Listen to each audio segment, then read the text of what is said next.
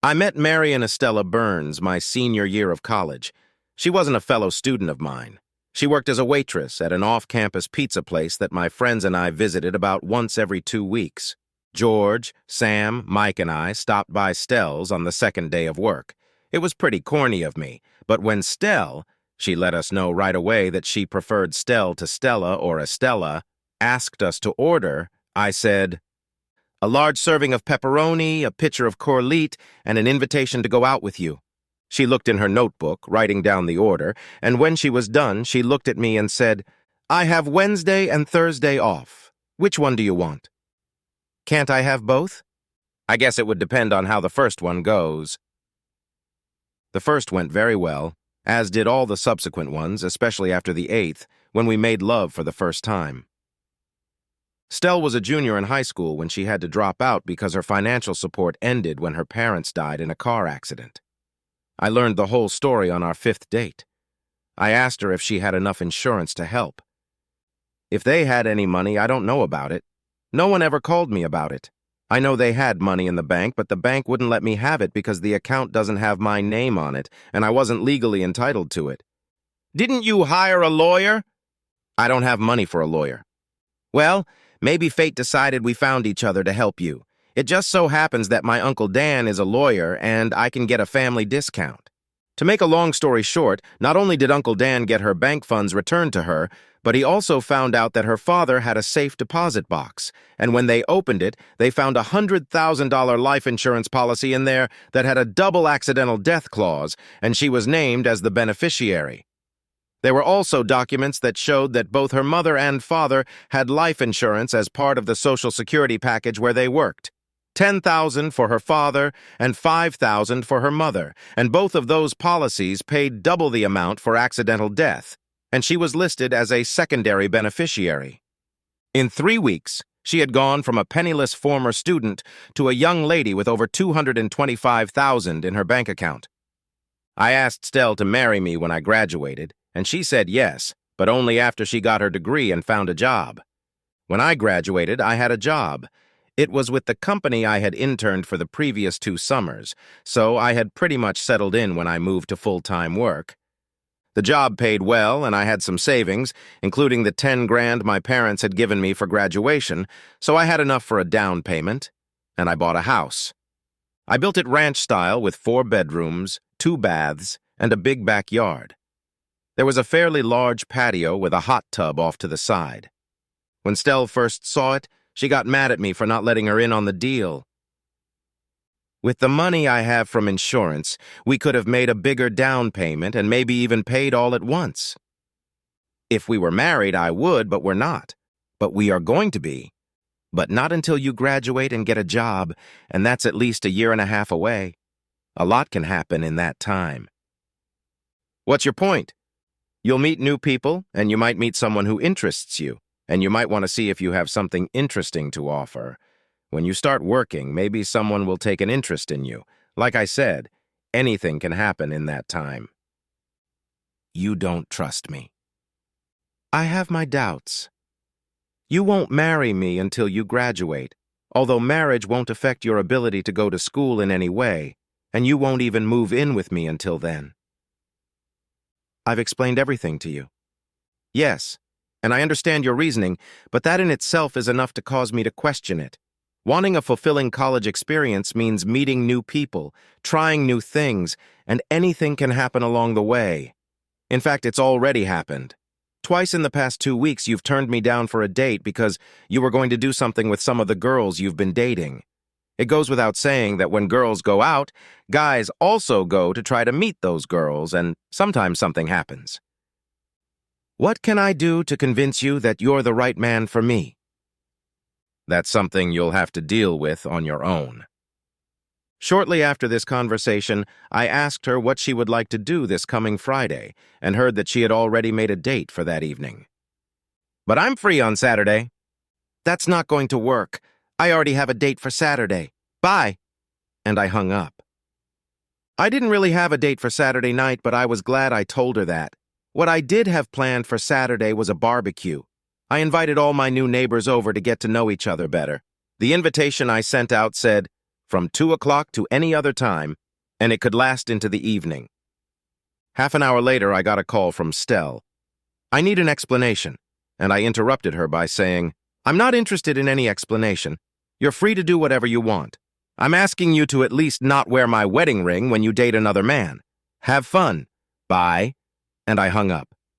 She didn't call back. The barbecue, in my opinion, was a success. I got to know my neighbors, and they got to know me. They asked me a couple times why a single guy with no kids would want a 4-bedroom house. I explained that I had a fiancé and we were going to fill the bedrooms with kids once we got married. Then, of course, I was asked why she wasn't at the barbecue, and I explained that she was a college student and had things to do that she couldn't pass up. On Sunday, Stell showed up around noon. About 15 minutes after she arrived, she asked how my date went, and I said we ate and talked a lot, and that's all I said. She didn't bother to ask, but I realized she wanted more than I gave her. I didn't ask her about the date, and I couldn't tell if she was relieved or disappointed that I didn't. The topic was closed. We spent the rest of the day talking about what needed to be done to the house and what we wanted to do. Stell wanted to take advantage of the big backyard and put in a pool. I said that was something we could do when we saved up some money, and she reminded me that when she got married she would have lots of money. I didn't say anything to that. I took no action when it came to making love. I left that to her discretion, and she made no attempt to start a relationship. At 8 o'clock, she left for her place, and I didn't see her on Monday, Tuesday, or Wednesday, but I didn't expect her to.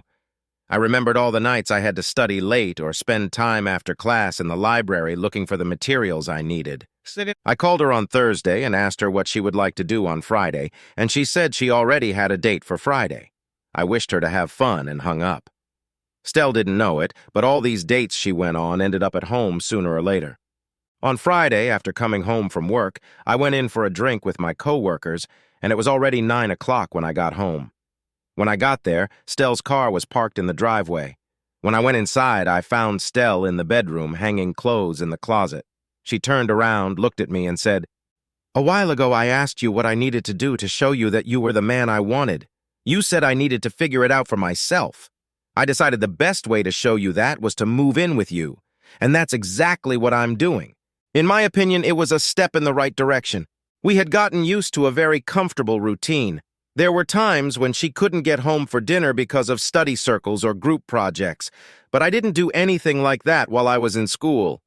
My job sometimes required me to go out of town overnight, and twice when I called home in the evening to let Stell know where I was staying and how to reach me, my calls went to the answering machine at home and to voicemail when I called her cell phone. When I asked her where she was on these occasions, she said she was out drinking with a couple of her girlfriends. That seemed reasonable to me. I mean, why stay home alone when you can spend time with your friends? I did that when I was in high school, so why shouldn't she do the same? Sometimes I wondered if she was seeing other guys, but I had a lot of single friends who went to all the hot spots, and I was sure they would have let me know if she was seeing guys. And she spoiled me terribly as far as her personal life was concerned. 4 or 5 times a week, and usually both days on the weekend. Everything was going great until the condom broke and we had to get married. Stell was 4 months pregnant when she walked across the stage to receive her diploma. And no, Bobby wasn't stupid. I did the DNA test, without Stell's knowledge, as soon as Christine was discharged home from the hospital, and she was mine. I know I said I trusted Stell, but as one of our former presidents said, trust but verify. Due to complications from Christy's birth, Stell was unable to have any more children, something that subsequently affected our marriage. For the next 5 years, our marriage continued happily, and once Christy went to school, Stell found a job and moved on. I really didn't want her to go to work, but as Stell pointed out, when Christy is in school and there are no younger children in the house for her to take care of, she goes crazy and has nothing to occupy herself, so I relented. Her first year on the job didn't cause any problems, but then she was promoted and moved to another department, and I got shortly after that. The girls I work with want me to go to their place for drinks after work. It's Wednesday, so you'll have to take care of dinner for you and Christy. What bothered me most in that moment was that there was no, "Would you mind if I," or even, "Would you mind if..." I was basically told outright that she would do it whether I liked it or not. I had the good sense not to make a fuss about it, but I wasn't happy. The first few weeks she came home at 6:45, then it was 7:15, and then 8:15. It bothered me a bit, and I grumbled about it, which of course led to some coldness in the bedroom for a while, but at the time I was too busy to dwell on it since I had just been promoted. Fred Bascom had died, and I had been transferred to take his place. Fred had been in charge of several projects, and most of the information on those projects was in his head, not on paper or in his work computer, and died with him. As a result, I struggled to combine projects and meet deadlines. The job also involved travel. The trips were short, mostly one night, sometimes two. By the time this happened, I had made 12 trips. Stell usually left for work about an hour before me, so I had to walk Christy to school. I was in the bedroom and Christy was there with me. She was chatting non-stop about all the friends in her class. I had a meeting with a new client, and I wanted to dress appropriately for an aspiring executive. I was going through my ties, trying to pick one that would go well with the suit I was wearing, when Christy said, "My mom has the same problem. She doesn't know what dress to wear on a date." That got my attention, so I asked, "When does Mom go on dates?" "When you go out of town." "Does Mom go on dates every time I go out of town?" "Not always, but most of the time." "Does Mom's beau pick her up here?" "Sometimes." "Does she bring them home with her?" "I don't know, because when she comes home, I'm mostly in bed." "Who looks after you when Mom goes out on dates?" "Angie.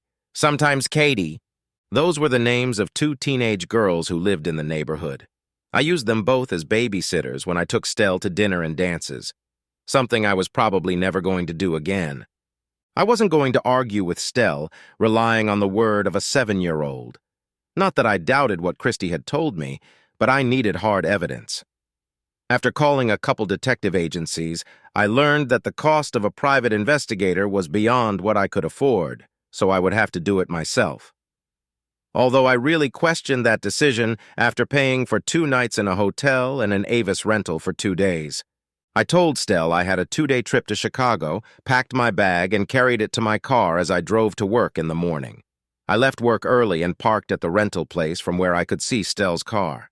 When she got home from work, I walked her home. I parked a block away from her and waited to see what would happen next. About 20 minutes after we arrived, Angie Larson went to the front door and rang the bell. The door opened and she entered the house. 10 minutes later, a car stopped in front of the house. Stell came out of the house and got in it, and she drove off, and I followed her.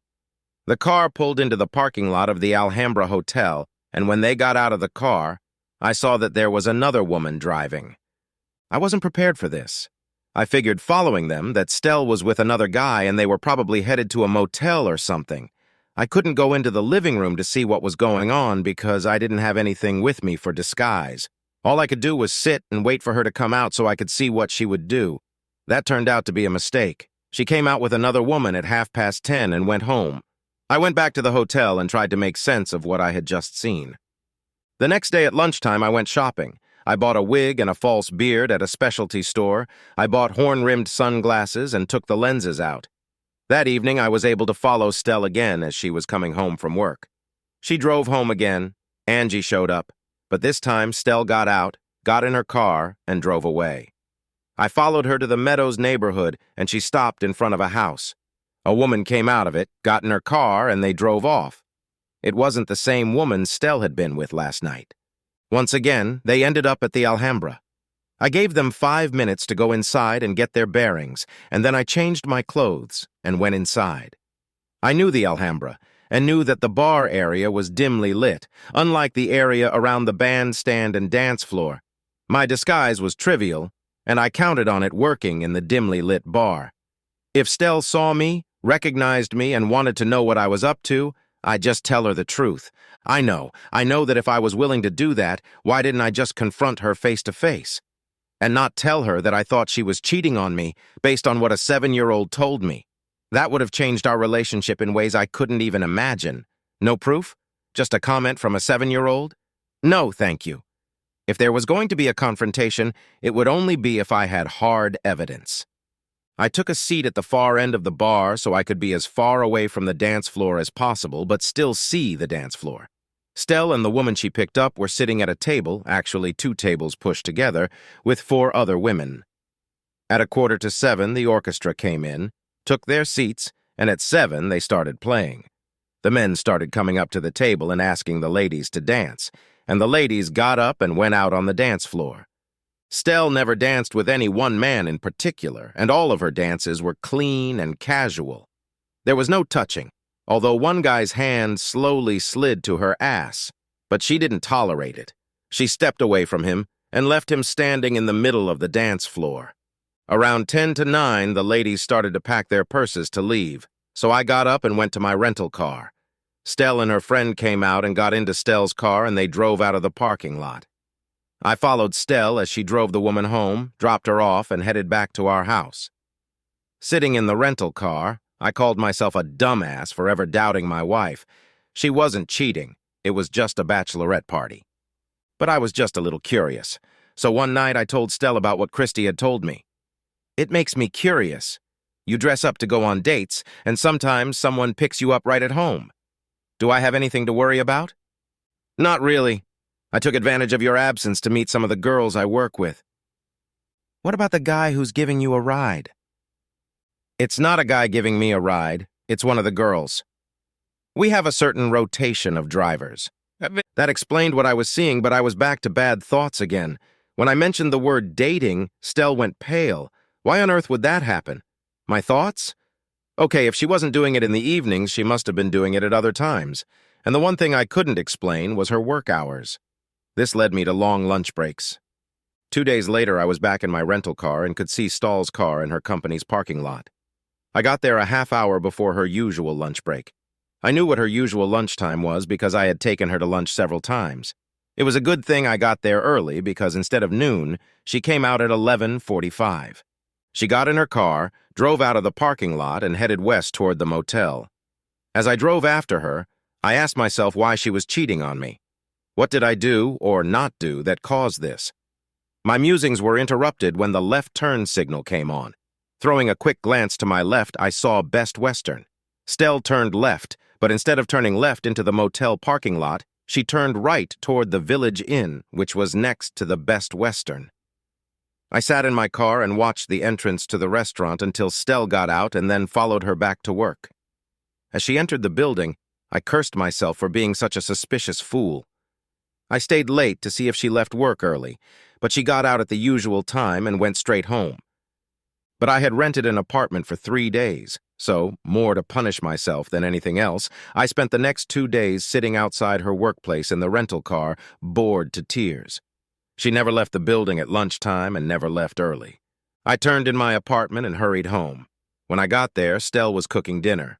After eating, I played with Christy until she went to bed, and then Stell and I sat snuggled together on the couch and watched TV until we went to bed. When I came out of the bathroom, I found a naked Stell on the bed with a smile on her face. I asked myself how I could have ever doubted this woman in the first place. Months went by, but there is this thing called human nature, and it affects us all in one way or another. In my case, Christy had planted suspicions in me, and they went nowhere. It might not have taken root in my mind, but in one corner of my brain it had been deposited in the way Stell had behaved before we were married. That and what Christy had told me combined and grew. I was always looking for signs that Stell was cheating on me, but I never saw any. It was a 2-day trip and I wasn't supposed to be home until Friday night, but we finished our business by Thursday night. I was able to get an early morning flight on Friday and was home early enough to stop by Stell's house and take her out to lunch. I didn't see Stell's car in the parking lot, so I went inside and asked the receptionist to page Stell. Imagine my surprise when I was told that Stell doesn't work Fridays and that she had switched to a 4-day work week about 6 months ago. I left wondering what Stell was doing on these work-free Fridays that I knew nothing about. I kept my cool and pretended to be fat, dumb, and happy. I was neither fat nor happy, but dumb sure suited me. And everything was going fine. But the next Friday found me back in my rental car parked just down the street from our house. Stell got out a little after 9, and I followed her to 1496 Windsong Drive. I recognized the place. I'd been there half a dozen times for barbecues and parties. It belonged to Harvey Forbes. Harvey owned the business where Stell worked. Harvey wasn't her boss. Her boss was Dave Wisner. Dave was 3 or 4 rungs below Harvey in the management hierarchy. She left the house at 5:30, and I followed her to King Soopers, where I assumed she was going to buy whatever she was going to make for dinner that night. She didn't have time for anything else, and she beat me to it. So I gave up the chase, rented a car, and then stopped at Bud's bar for a beer before heading home at the usual time. After dinner, we sat Christy down in front of the TV to watch Dora the Explorer while we did the dishes ourselves. I washed and wiped the dishes. Holding out a plate to her, I asked, "How long and why?" "What? How long and why? How long and why what? How long did you cheat on me with Harvey Forbes and why? Are you out of your mind? Spare me the outrage, okay? Last Friday, I came home early and stopped by to take you to lunch, only to find out you no longer work Fridays. There was something you forgot to tell me. Naturally, I was curious to see what you do on your free Fridays, so I followed you to Harvey's this morning, sat outside and watched you until you left at 5:30. So, back to my question. How long and why?" She stood with her plate in her hand and stared at the sink for a few seconds, then said, 7 months, and because I wanted it." "Is this what you wanted?" "I wanted something interesting to happen in my life. Before I met you, I had a dozen guys. Even after I met you, I had a couple hobbies. I liked to make love to different guys. They were all different heights, different shapes, different ways of making love. Then we got married, and all these years I stayed faithful to you. I've seen and met a lot of guys who kept me guessing what they'd be like in bed, but I just watched and wondered. It was my company Christmas party. You told me I could have fun and that you would be the driver for the night. By 2/3 of the party, I was in a pretty good mood. I went to the restroom, and when I came out, Harvey was just coming out of the men's room, saw me and said I looked pretty good that night, and then told me that if I wasn't married, he'd throw me over his shoulder and carry me back to his cave. I knew he was just flirting, and I think I surprised him when I told him that my being married wouldn't stop him. He didn't say a word, just held out his hand to me. I took it, and he led me down the hall to an empty office. He fucked me on the desk, and when it was over, he said he wanted more than quick sex, and I asked him to let me know where and when. He said he would contact me about it, and we went back to the party. I felt so horny that I damn near killed you when we got home. I slept with you 5 times that night, more than ever, and I still wanted more. I couldn't leave you alone that weekend. Do you remember?" I did, and I wondered what had gotten into her. She continued her story. On Monday, Harvey asked me to stop by his office and asked if I meant it when I said when and where. To be honest, I didn't mean it. It was just something I said hastily, but when I stood in front of his desk and saw the look of desire on his face, it changed something in me, and I told him I wasn't kidding. He told me to lock the door, and then we had fun on his desk. Afterward, he asked me to take one of the new 4-day positions that were opening up so we could spend the whole day together. She sighed and said, "While it lasted, it was fun. You sound like you're going to leave old Harvey." "Now that you know, I'm going to have to do it." "Why?" "Why what? Why are you stopping just because I know?" "What? You'd let me spend Friday with Harvey?" "I wouldn't let you do anything. It's your choice who you sleep with. It doesn't matter to me at all." "Oh, wow. I didn't see that coming. If someone had told me you wouldn't mind me seeing other men, I would have laughed at them. You really wouldn't mind?" "Why should I mind? It's your body, not mine. I can't tell you what you can and can't do with it. What I can tell you is that since you saw fit to give it to someone else, I don't need it anymore." "What do you mean by that?" "Just what I said. When you said yes, you gave yourself exclusively to me. Giving yourself to Mr. Forbes means you are no longer mine alone, and as for my wife, I share nothing with her. You are no longer mine. You belong to Harvey now, or whoever else you decide to give yourself to. When we've done the dishes, I'll move my things into the guest bedroom." "Why? What I did didn't hurt us in any way. I give you so much, but sometimes you push me away. I'm still madly in love with you. Having a little sex on the side hasn't diminished my affection for you." "Maybe not, but it's definitely made me feel less for you." "That hurts." "I think you're overreacting." "I'm no longer interested in what you think. I operate on facts, not thoughts. Fact 1, you cheated on me and I found out. Fact 2, I can't maintain a relationship with someone I can't trust, and by cheating on me, you prove that I can't trust you. Fact 3, the divorce laws in this state are anti-male, so if I file for divorce, I will find myself penniless and living in a tent somewhere in the woods with limited dating. This set of circumstances is unacceptable to me, so there will be no divorce. Instead, I will move all of my belongings into the guest bedroom, and life in this house will continue as before, except that there will be no sexual relations between you and me. Your sexual needs can be taken care of by Mr. Forbes. Having said that, I left her in the kitchen and headed for the guest bedroom. After about 5 minutes, she appeared in the hall and watched me silently. After a little while, she said, "What can I do to make you change your mind? I love you and you know it. I don't want you to. I need you in my bed so I can make love to you." "What can you do? Go back in time to before you got involved with Forbes, and don't do this." "Damn it, Bob! Can't you realize I want you, not Forbes? I love you and I make love to you half a dozen times a week. Don't do this to me." "Because you love me? Or maybe it's just guilt sex, so you don't feel guilty for stabbing me in the back?" Don't bullshit me. Long before Harvey, I'd been pushing you to make love to me so often that sometimes you'd push me away. That was then, and this is now. Okay, chuckles. Then how about I play dirty? What?